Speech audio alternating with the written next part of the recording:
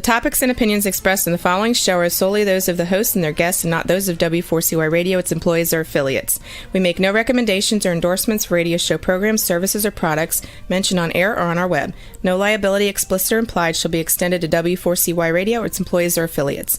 Any questions or comments should be directed to those show hosts. Thank you for choosing W4CY Radio.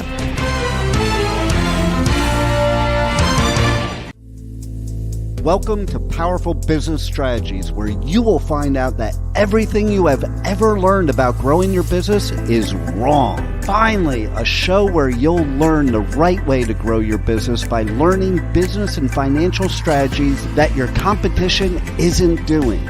And now, here is your host, President of Next Step CFO, Michael Barbarita. And joining Michael for today's show as an executive moderator is Chucky Obia. Yes, this is Chucky, and I believe that gratitude is undefeated and growth is about the next step. And it is an honor for me to moderate today's discussion with my good friend, Michael. Michael, how are you? Great. How's it going, Chucky? It's going well. Excellent. And yes, my name is Michael Barbarita, President of Next Step CFO. And Next Step CFO is a fractional CFO and strategic implementation firm. And our vision is to ensure overwhelmed business owners achieve the time freedom and consistent profits to build a legacy and live the life they desire. Our mission is dedicated to guiding small business owners to leveraging their time, exploding their profits, and build a meaningful legacy. This show, Powerful Business Strategies, and our book of the same name is a step toward accomplishing that vision and mission. And so with that, I'd like to hand it back to my co-author and moderator for the show, Chucky Obia. Michael, thank you. Look, we have a number of business owners coast to coast joining us for today's episode. And Michael, I think it would be worthwhile for us to just acknowledge that a number of these business owners have been devastated by the hurricane. And yes, again, our thoughts and prayers, and we really appreciate it. In fact, some of these folks are so loyal to the show that they're still joining even with some of the detrimental and devastating effects that they've been dealing with. So thanks to all of you. Now, Michael and I, we've planned a really insightful, really robust conversation today. So just a quick disclaimer, Michael and I are both affiliated with a number of different organizations, and I currently serve as the managing director of business development for Referral, which is a global business-focused law firm. In addition to that, it is truly inspiring for me to collaborate with Michael to moderate business roundtables really across the country, to be honest, with business owners all over, where we share insights, practical insights from our book, Powerful Business Strategies. And then we also document new insights as we work on newer and newer editions of the book. But please note that the opinions that will be expressed in the show are our personal opinions based on our personal success and experiences. But my mission as a fearless leader and moderator in our discussion really is to just ask the right questions to help you, the listener, learn the best business strategies, and then just share with you what the competition isn't doing, right? And Michael, I'll toss it back over to you. You've really set the tone for this great work that we do with your leadership, with both your CEO and CFO experience. I know today's topic is one that's really in high demand from a number of small business owners. So I'll toss it back over to you. Thank you, Chucky. And I too share your concerns and certainly our prayers for the people who've been devastated by this hurricane in Florida and North Carolina. I've actually been in communication with a couple of business owners down there, and it's truly devastating, and our prayers are with them. So it seems insignificant, but today's show is about developing a referral strategy and creating strategic alliances and joint venture relationships. And one of the strategic relationships I built as a ski retailer was with a large ski club in the Boston area. Now, we used to do fashion shows for them and support and promote their ski trips, and they used to endorse us as the ski shop of that club. And we, as a result, had many speaking opportunities to promote our stores. And this worked out tremendously for both sides. Nice. And the concepts I'm going to talk about today is how that, is basically the same. Those kind of concepts that I used to start that relationship are the same concepts I'm going to talk about today. Great. So it's remarkable, Michael. And this topic of strategic partnerships and joint ventures, just I'm kind of fascinated by it. In fact, we're already getting a number of comments and questions, and we'll get to those for those of you sending your comments and questions. But let me tee Michael up with just this question, Michael, and you're really picking your wisdom and your brain on this. Can you describe, in your opinion, what a referral strategy is? Excellent. Yeah. Well, the thing is, you mentioned the word. It's a strategy. Yeah. And Chucky, when you speak to a lot of business owners, like we do, you ask them, "Hey, what's your number one form of lead generation?" Correct. They typically say referral or word of mouth. And the key is referral lead generation, although great, is hard to scale because you just never know when somebody's going to refer to you or when someone's going to speak your name in a positive way and someone's going to come calling. Because we don't know that, it is difficult to scale. But it doesn't mean that it's not effective. And it doesn't mean that we're not going to talk about ways that you can scale it in this show. So, we do know that referrals just awesome ways to get leads because they're from someone they know, like, and trust. But the challenge in many cases is the business owner doesn't have a strategy behind controlling those referrals intentionally. So let's get into the heart of this, right, Michael? And there are a number of business owners listening, and some of them are skeptical, right?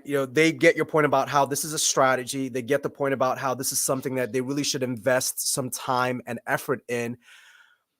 So, question for you: how do you typically go and address these issues with business owners? I mean, who maybe they're not necessarily getting referrals, and they're not necessarily actually kind of building out a strategy for them. So, how can they prepare for their growth? Excellent. Well, the key thing is if you think about it, when a person does business with you, they've exchanged money. They're giving you money in exchange for goods and services, and that's certainly a great thing.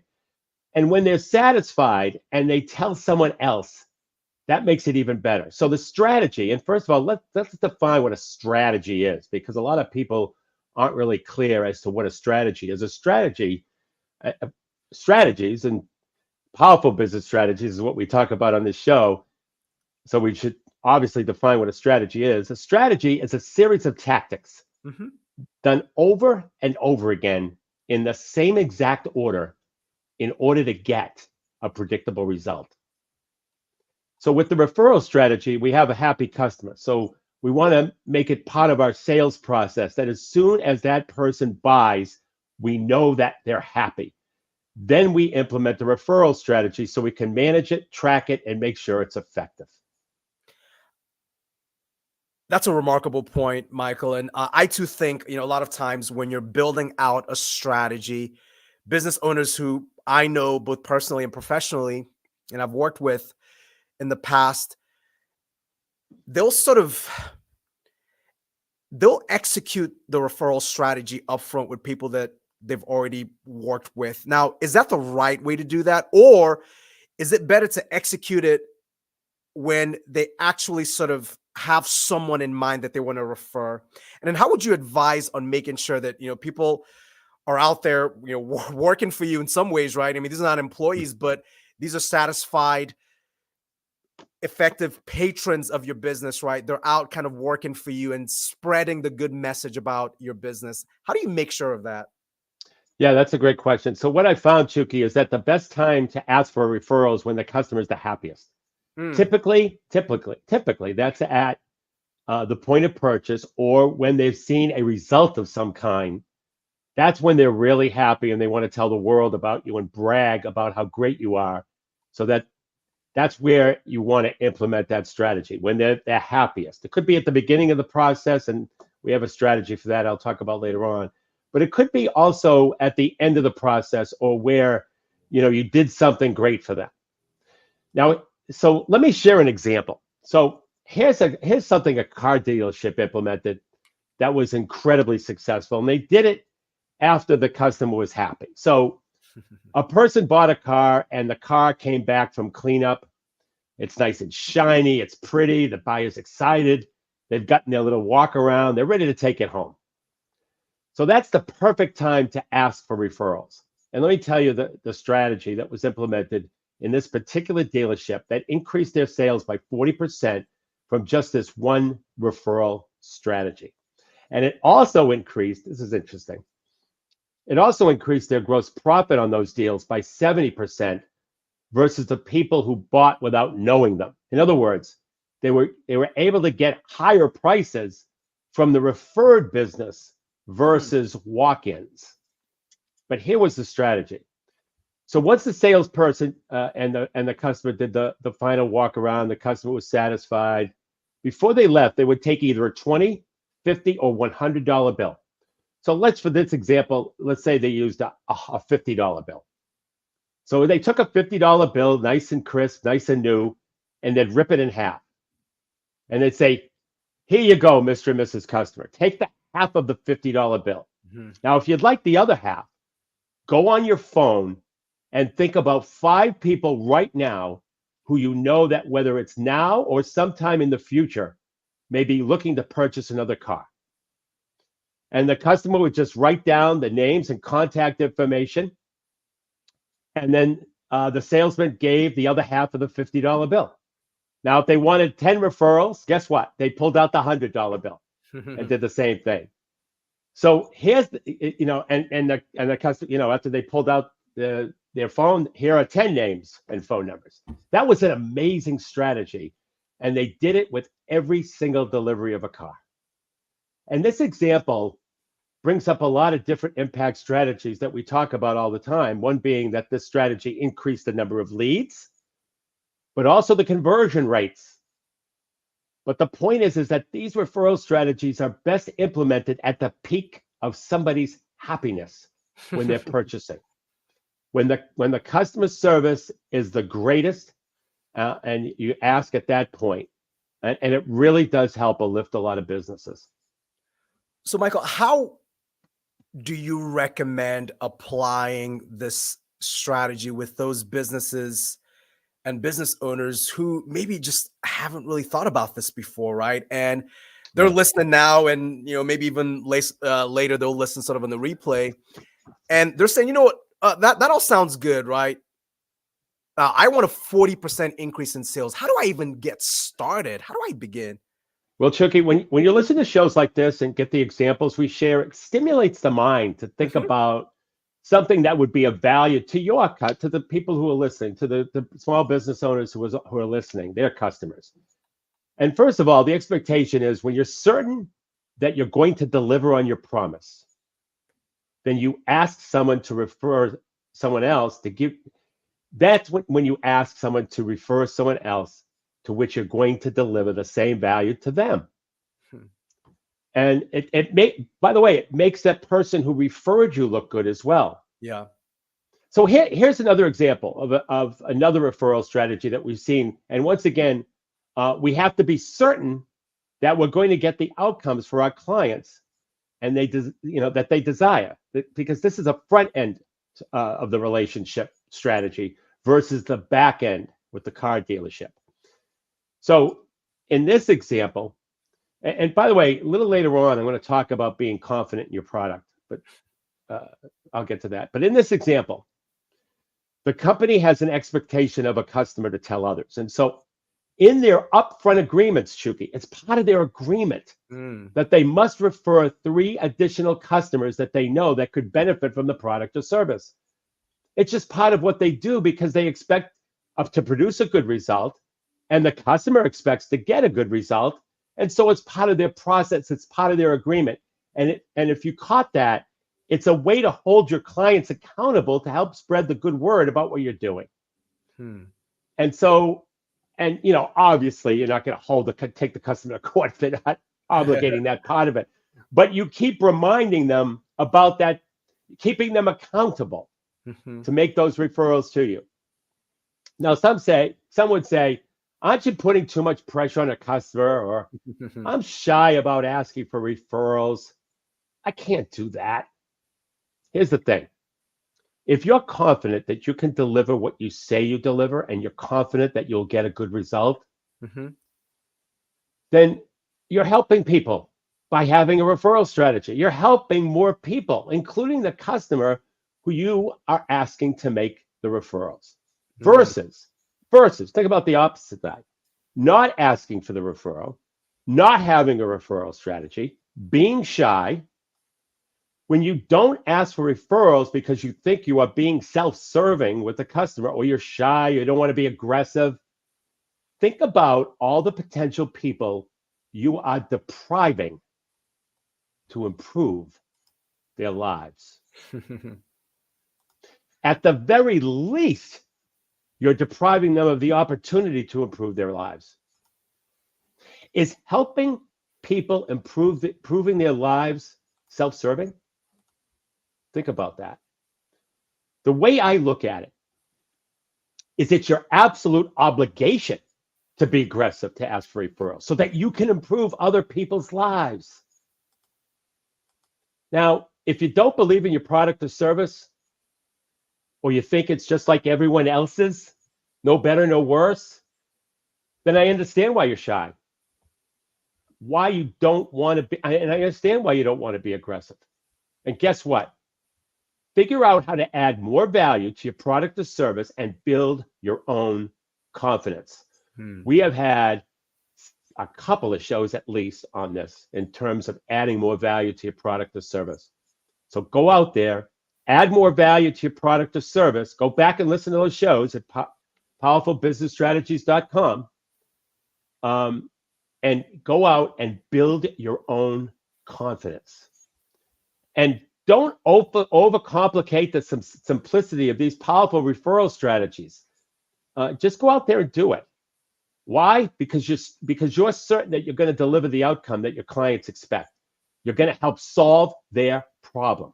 Be the catalyst. Be excited enough to compel others to get excited, to tell others about the experience. Don't let fear get in the way of a good strategy. Yes. So now, talking about strategic alliances. So now let's discuss strategic alliances and joint venture partnerships. Now here's the challenge.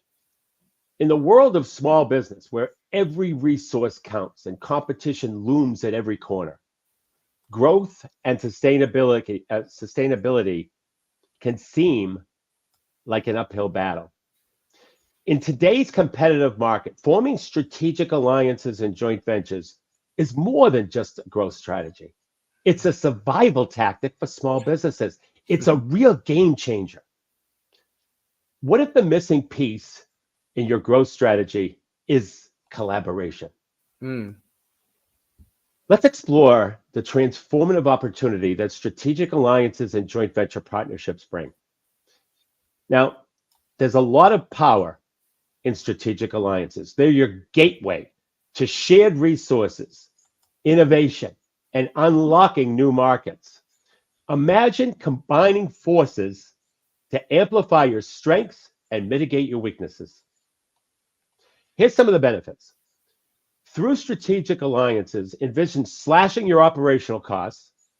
And if there's time, I'll go over that too, because every time we think of strategic partnerships, we think of revenue generation, where in actuality, I can share a couple of experiences where I actually reduced my cost through pooling resources.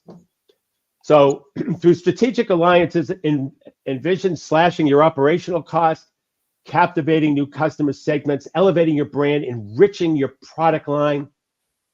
Now let's go into a little bit more of an explanation of joint partnerships. So joint partnerships are your bridge to pulling expertise, sharing risk, doubling down on achieving common goals and shared rewards. And some of the advantages, once again, by leveraging your combined unparalleled expertise, you can breach new markets, ignite innovation, and track more business growth with a joint venture approach. Have you ever thought someone would make a great strategic partner, and then you talk about it with the other partner, and they get excited as well, and then it fizzles out? Have you ever had that situation? You talk with somebody in a one-to-one situation, and they say, yeah, it would be great. Yeah, I think if we work together, it would be wonderful. And both sides say that, and then there's probably not another discussion about it, or if it is, it's perfunctory in nature. So in crafting your strategic alliance, and in order to successfully implement this strategy, let's dive into the steps that you must now take. First, identify potential partners who will complement your business strengths and they share your objectives. So I want you to think about whether they offer products or services before, during, or after your customer journey. Let me say that again.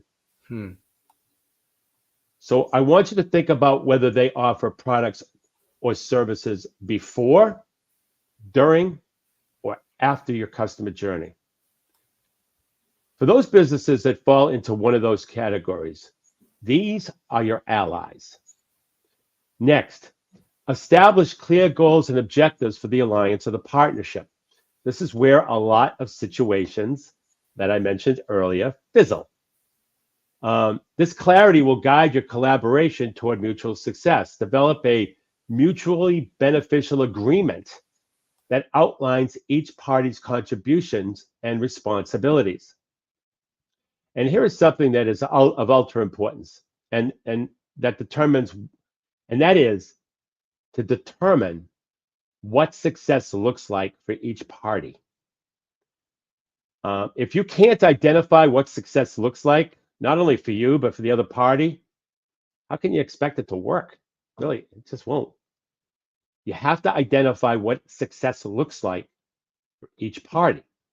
That way, they have clarity on what the benefits are, on what the end game is, on what the goals are. You want to ensure that the roles and resources are clearly defined, laying the groundwork for effective collaboration. Lastly, establish open and transparent communication channels. Regular and clear communication is the backbone, literally the backbone of any successful partnership, ensuring that all parties are aligned and can address challenges proactively. So in other words, have regular meetings. Yeah. That's how you keep that communication flowing. The reason why your strategic partnerships have failed to get to first or second base is because you're not following these steps.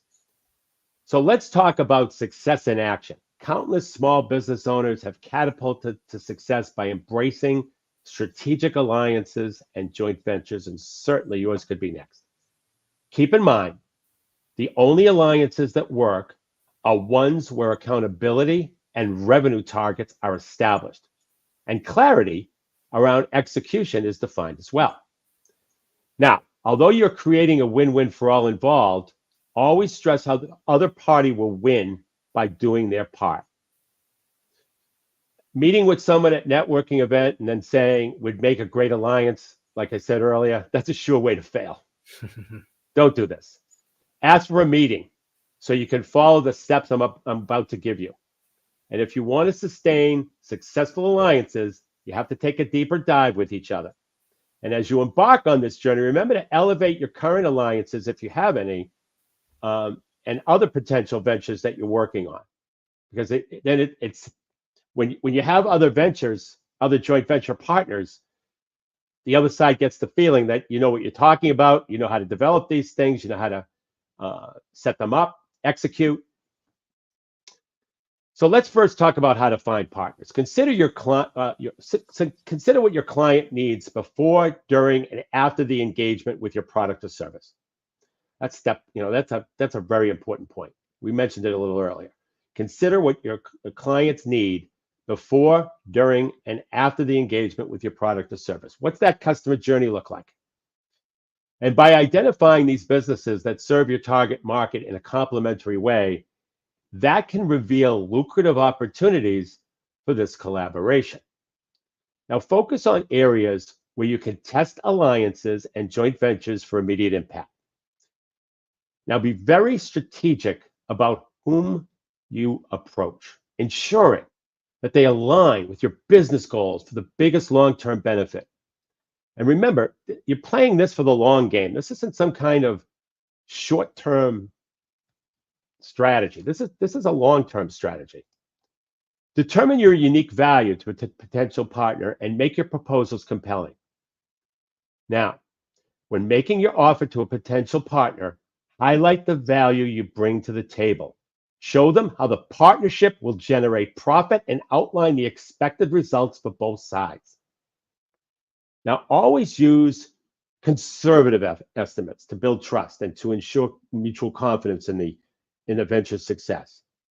Plan your implementation methodically. You want to gather the necessary information, assign a responsible team member, and set a reasonable deadline for achieving your goals. So establish clear benefits for success and also understand what the consequences of failure look like as well. It's important to note that.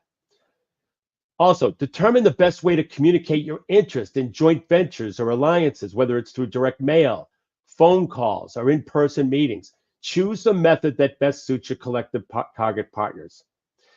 And prepare scripts for each scenario to ensure that your message is clear and also persuasive.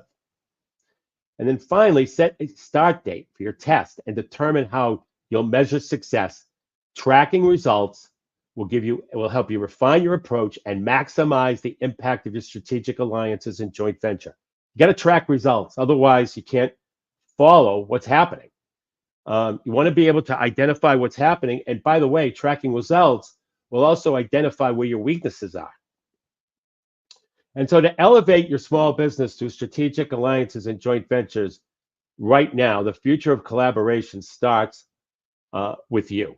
And so let's build upon that structured approach that we just talked about and develop a referral strategy by incorporating a step-by-step guide for implementation by using an example. Essentially, I want to walk you through these steps with this example. So in this scenario, I'm going to demonstrate how a business can strategically position itself within a customer's journey by leveraging partnerships for mutual benefit. So imagine a homeowner who decides to undertake a complete home renovation project. Their journey involves several steps, from planning and design to the final touches. In this example, we're going to focus on an interior design firm seeking to establish strategic alliances and joint ventures within this renovation journey. So let's identify some of the customer's steps that they'll take in this journey. So first, the homeowner starts with an architect to plan the renovation. Next, there's the interior design firm. So once the structural plans are in place, they seek this interior design firm to plan the aesthetics. Next is the construction company. With the designs ready, a construction company is hired to execute the renovation.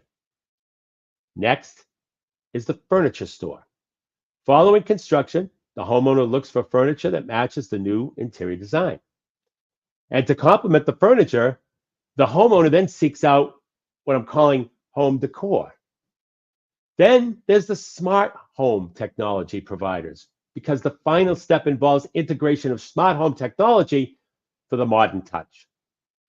Okay, so in this chain and in this example, the interior design firm is our focal point, as I mentioned, seeking to establish a network of referrals with companies both upstream and downstream in the renovation journey. So step one is to identify potential partners. So the interior design firm identifies potential partners in both directions of the customer journey: architects and construction companies upstream, and furniture and home decor stores and the smart home technology downstream. Step two, craft tailored proposals. So the interior design firm creates tailored proposals for each potential partner, highlighting the benefits of the referral chain. Now, these proposals emphasize enhanced customer satisfaction, a seamless project flow, and the potential for increased business through these mutual referrals. Step 3, approach and negotiate. With proposals in hand, the interior design firm approaches each potential partner and discusses the specifics of the referral agreement, including any commission structure or reciprocal marketing efforts. Step 4, finalize the agreements. So formalize agreements with each party, clearly defining the referral process, communicating the protocols, and the financial arrangements. Step 5 is to implement a tracking system. You want to implement a system to track the referrals and the outcomes. This is very important. This way you ensure transparency and accountability in the relationship. Step 6, launch the partnership and monitor. With everything in place, officially launch the partnership, and this could include joint marketing efforts such as co-branding, content or events, all showcasing the partnership's benefits to potential customers, any one of those. And you'll also have to make sure to regularly monitor the partnership's performance, adjusting strategies as needed to ensure that all parties are receiving mutual benefit. There might be adjustments to the original plan. That happens, probably more likely than not. Step 7 is to nurture and expand, continuously nurture the relationship through regular check-ins and collaborative opportunities. Now, as the network proves successful, consider expanding by adding new partners or exploring additional services and products that can be offered. By focusing on specific examples within the customer's journey, we've demonstrated how a business can identify potential partners, craft compelling proposals, and negotiate mutual beneficial arrangements. You see, this structured approach enhances the business's network and significantly improves the customer's experience by providing a seamless journey through trusted partners. Now, implementing this strategy requires careful planning, clear communication, ongoing management, and I understand that's a lot of work. But the rewards include expanded reach, increased business and strength of relationships within the industry. And by adapting a customer-centric view and leveraging the interconnectedness of related services, businesses can unlock new growth opportunities and build a strong foundation for long-term success. So through strategic alliances and joint ventures, your company can expand its reach and transform the journey into a seamless and satisfying experience for your partners. Keep in mind, in unity, there's strength. In partnership, there's endless potential. And so one of the things that I want to double down on, if you will, it's important during your collaboration to assign responsibilities to both you and the partner in the partnership. This is really important because the work shouldn't all be on you. It's a partnership and it's a strategic alliance. So there's going to be things that the strategic partner is going to be good at, and there's going to be things that you're going to be good at. And identifying those strengths and weaknesses and issuing responsibility and tasks to the other party as well as yourself lends itself to a very fair, equitable, and strong partnership. So it is really important because there is a lot of work involved in a strategic partnership. It's not one of these things where one meeting does the trick. Because, I mean, as I talked about earlier, if you're going to have one meeting and everybody's going to get excited and then nothing happens and it fizzles out, what's the point? So I have a little time to talk about strategic partnership sharing expenses. When I was in the frozen cookie dough business, one of the things that I had to have was frozen storage for my inventory. I mean, it couldn't sit out in the sun. It was frozen cookie dough. So it had to be in frozen storage. And so with frozen storage comes minimum pricing. where you have to store X amount of units to be able to get a price break. Well, when I was starting out, I didn't have a lot of inventory. I didn't want to have a lot of inventory until I started selling it. And so what I did was I developed a relationship with a frozen appetizer company. Totally different business. But they needed frozen storage. And so we collaborated our efforts, and we then found a frozen dessert company, and then collaborated our resources, and we're able to reduce the cost 20% as a result. Where we had our frozen storage was split; it was under one account. We each paid a third, and it made it so cost effective. And so once we established that relationship, we did the same thing with office supplies. We found office supply vendors who had quantity discounts if you purchased a certain amount. We were able to share a couple of like-kind ingredients. And so we were able to buy a pallet instead of, little packaging. And so when we talk about strategic partnerships, we don't just talk about the revenue side. We also talk about the expense side. And there'll be opportunities. So you should keep it in mind, not just the revenue side, but the expense side, because there'll be opportunities to share marketing costs. There'll be opportunities to share supply costs. There'll be opportunities potentially to share your material costs, like we did with ingredients. And so with that collaboration and that group, the strength of a group when it comes to buying and the buying power that a group has, it's incredible, absolutely incredible. And so don't just think of strategic partnerships as revenue generation, although they're fantastic at that. They're also think about them to share expenses. And so, Chucky, one of the things that I talked about in the last 3 or 4 shows was the position of market dominance. And so I have a little time today to revisit that a segment regarding the position of market dominance. So to understand the position of market dominance, you have to understand the conversion formula.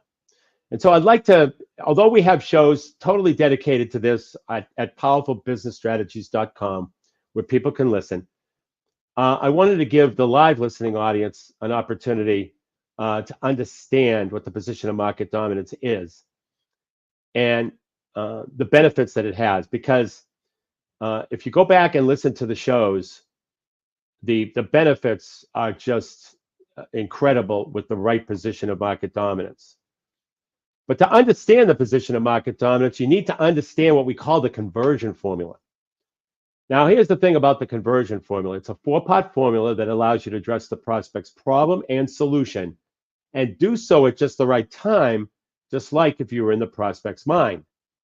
And it must be followed, just like any other formula, with all 4 parts executed in the right order. Otherwise, it just doesn't work. So it's got to be followed very precisely. So here's the formula. It starts with what we call the captivate. It's a headline. And it happens to be the problem that the customer has that they don't want. It's designed to stop the prospect in their tracks, to interrupt them, if you will. And this headline or problem is the first thing you should say out of your mouth, or that a person sees or hears from you or about your business. And it must really identify the problem they have, because you only have 3 to 5 seconds to keep their attention. But if you identify what that problem is, and we have strategies on how to do that. We have a whole step-by-step program as to how to go about doing that.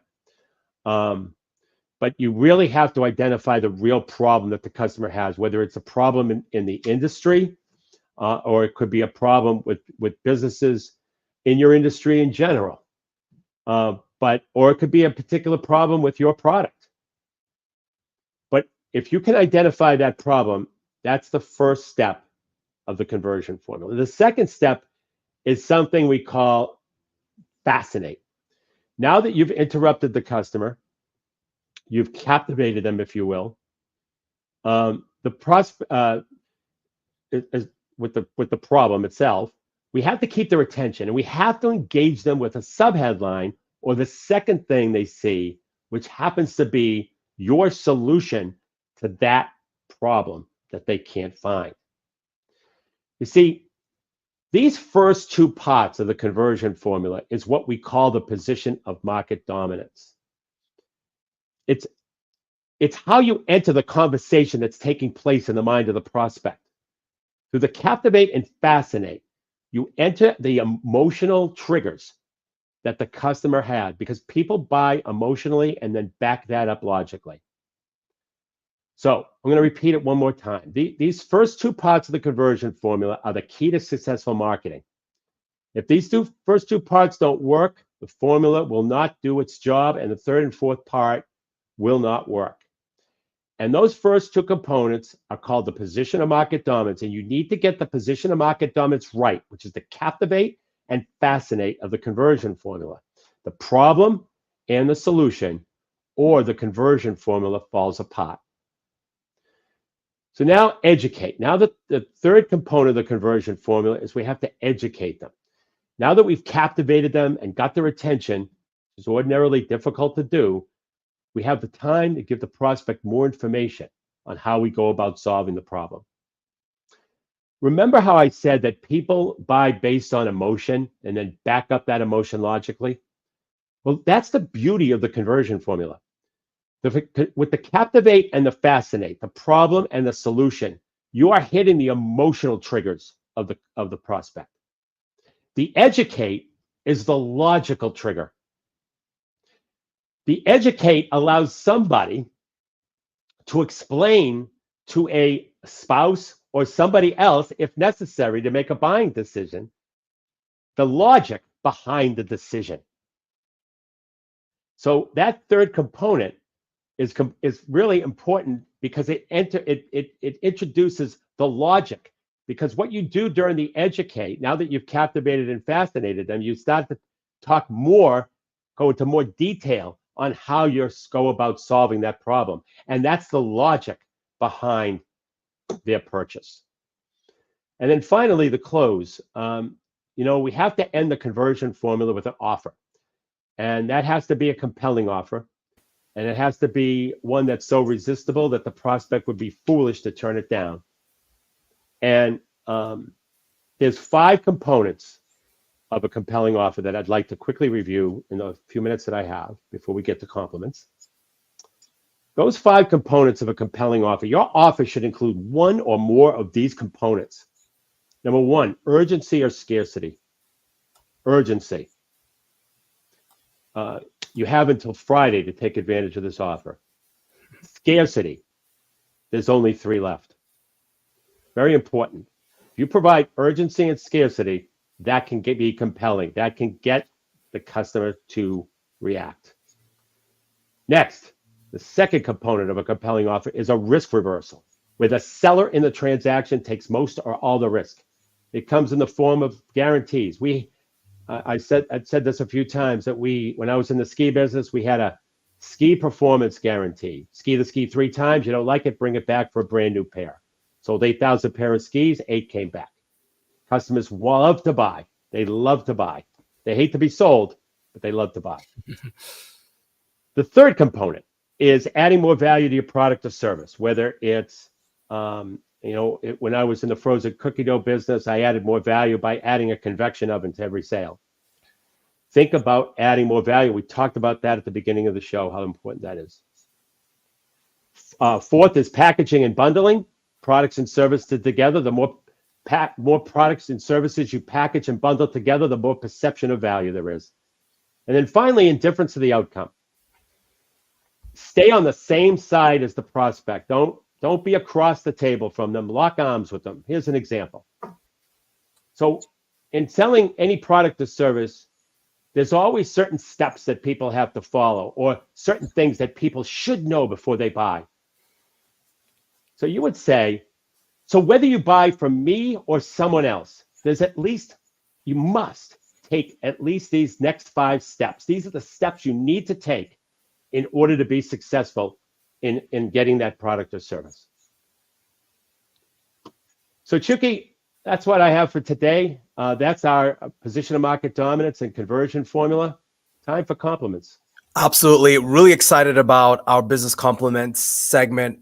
And Michael, to put a ribbon around the point as it relates to strategic alliances and joint ventures, which you articulated just so powerfully. I was actually taking some notes.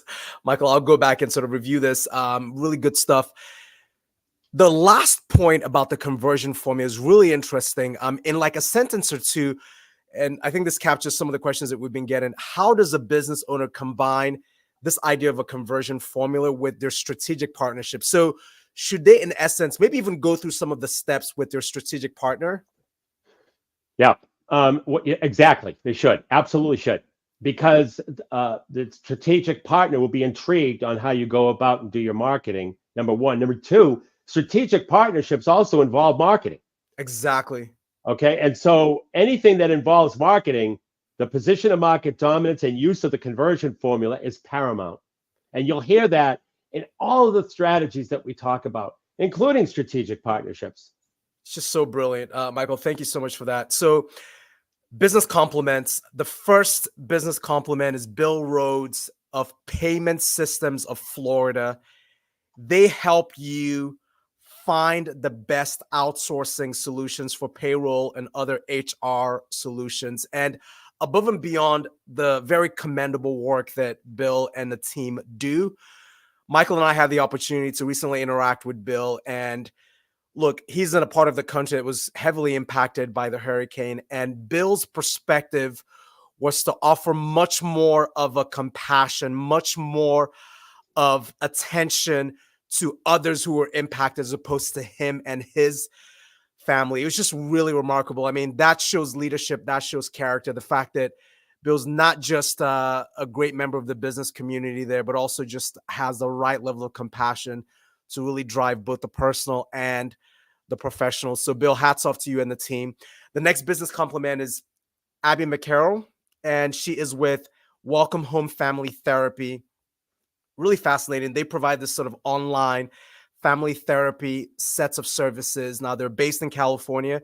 And what I really appreciate about Dr. Abby and team is just this idea of healing families, right? And a lot of compliments to her. And just to clarify, she's got a lot of social work experience, a lot of compliments to her and the team for the counseling and social experience work that they do.